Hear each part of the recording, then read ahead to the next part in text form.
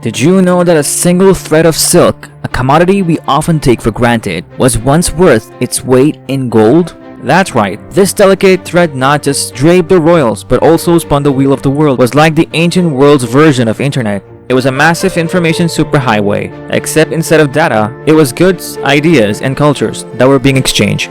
And today, we're talking about just that. But what's the Silk Road? Now, when we think about the Silk Road, we often picture caravan laden with luxurious silk traveling across desolate deserts. And while silk was indeed a major commodity, it was far from the only one. It was like the Amazon of its time, dealing in everything from spices to precious stones, from ivory to exotic animals, and from gold to, believe it or not, rhubarb. It was once considered as precious as silk in some parts of the world. Apart from being a marketplace, it was also a melting pot of different cultures and ideas. As traders traveled along these routes, they brought with them their beliefs, their languages, and their ways of life. This led to an unprecedented level of cultural exchange. Like Buddhism, which originated in India, spread to China and other parts of East Asia, primarily through the Silk Road. The Silk Road also facilitated the spread of knowledge and technology. Papermarking, which was invented in China, spread to the West via the Silk Road. Similarly, the technology for making glass moved from the Roman Empire to China along these routes. So you see, the Silk Road was much more than just a trade route. It was a conduit for exchange of goods. Yes, but also of ideas, cultures, and technologies. It connected humanity in a way that had never been done before, and in doing so, it shaped the course of history. Mechanics of Silk Road. Having understood what Silk Road was, let's now turn our attention to how it actually worked. You might be imagining yourself traveling the entire length of the Silk Road, from China all the way to Rome. But no, that's not how it worked. The Silk Road functioned on a system of relay trade. Goods were passed from one trader to another like a baton in a relay race. So as a relay, you would travel a certain distance along the route, sell your goods to another trader, and then return home. The trader would then carry the goods further along the route, and so on. This system of relay trade was pretty efficient, but let's not stretch it. There were challenges. The Silk Road traversed some of the harshest terrain on Earth, from scorching desert to freezing mountain passes. The traders had to contend with these extreme conditions, not to mention the threat of bandits and pirates. Thanks to the role of caravans, the Silk Road thrived despite these challenges. These were groups of traders who traveled together for safety. They were often made up of camels, the ship of the desert. These hardy creatures could withstand the harsh desert conditions and carry heavy loads, making them the ideal mode of transportation. Typically, a caravan could consist of up to 1,000 camels, each carrying as much as 500 pounds of goods. Apart from camels, there were horses, mules, and even yaks for use, depending on the terrain. These animals were often fitted with special saddles to carry the goods. These saddles, known as pack saddles, were designed to distribute the weight evenly, preventing injuries to the animal. Now leading these caravans were the nomads. They were the ones who knew the routes and safe passages, the oases, and the dangerous terrains. They were the guides, the protector, and the traders.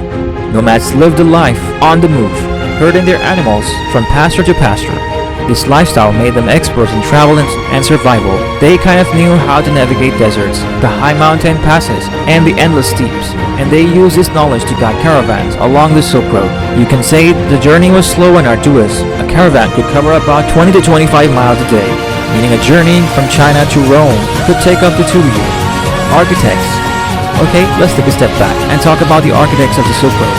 Starting from the Han Dynasty, which ruled China from 206 BC to 220 AD.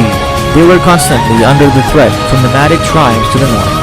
They needed allies, and they found them in the distant lands of the west. But to reach these allies, they needed a route, and so the Silk Road was born. The Han Dynasty also maintained and protected the road. They built watchtowers and stationed soldiers along the routes to protect traders from bandits. They established rest stations where traders could replenish their supplies. In short, they made the Silk Road a viable and profitable venture. Along important trade routes was Royal Road, stretching over 1,500 miles. It connected the city of Susa, near the Persian Gulf, to the Aegean Sea. It was the longest road to the ancient world, and it played a crucial role in facilitating trades and communication within the Persian Empire. The Royal Road was also a symbol of Persian Empire's might and sophistication. The road was well maintained, with regular stations providing food, shelter, and fresh horses for the king's messengers. It's said that a message could travel the length of the road in just a week, a remarkable feat for the time. Marco Polo, Among the many travelers on the Silk Road, there was one single one whose journey along these ancient routes forever changed the world. His name was Marco Polo, a Venetian merchant, explorer, and a writer who traveled along the Silk Road in the 13th century. His journey, which lasted a staggering 24 years, took him from Venice all the way to the court of Kublai Khan in China. Marco Polo was one of the first Westerners to travel the Silk Road to China and return to tell the tale. His account of his travel, compiled in The Travels of Marco Polo, introduced Europeans to Central Asia and China, eventually sparking curiosity and, you can say, inspiring others. You might be surprised to know that it was not just distance that made Marco Polo's journey so remarkable, but the depth of his observations. He didn't just pass through the land he visited, he literally immersed himself in their cultures.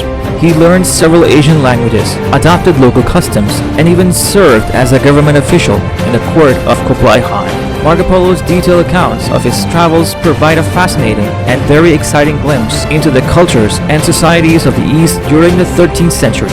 He wrote about the wealth and grandeur of the Chinese civilization, the custom and traditions of the people, and the exotic goods and technologies that were unknown in the West. Marco Polo marveled at the use of paper money in China, a concept that was unheard of in Europe at a time.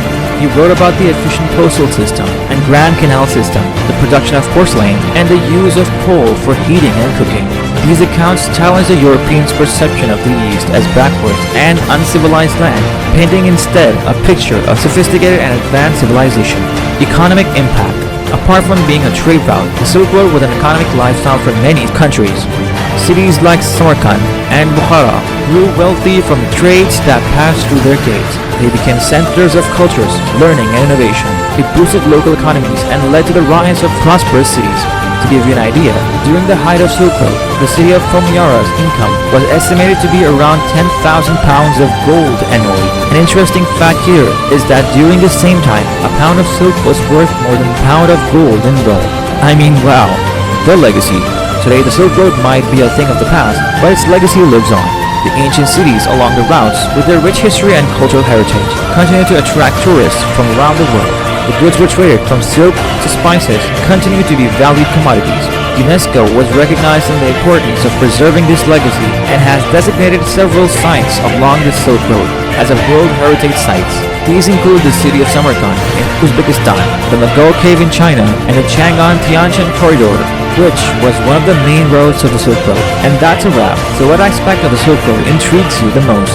Do you have any questions about its history, its impact on culture, or its relevance today? Drop in the comments. Before you go, don't forget to check our latest video. Make sure you hit the subscribe button and press the bell icon. And thank you for watching.